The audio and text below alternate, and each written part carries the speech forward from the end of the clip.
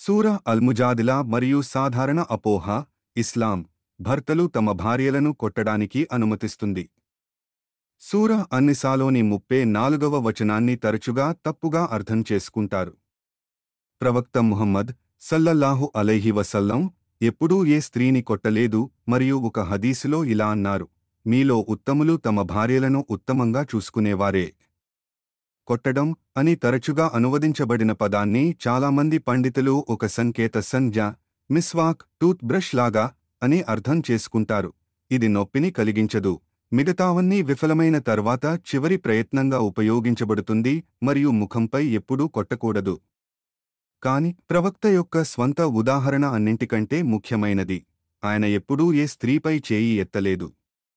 ఆయిషా రజీ అల్లాహు అన్హా ఉల్లేఖించిన ఒక హదీసులో ఇలా ఉంది: అల్లాహ్ మార్గంలో పోరాడుతున్నప్పుడు తప్ప అల్లాహ్ యొక్క దూత తన చేతితో దేనిని, ఒక స్త్రీని లేదా ఒక సేవకుడినిపై కూడా చేయి ఎత్తలేదు, కొట్టలేదు.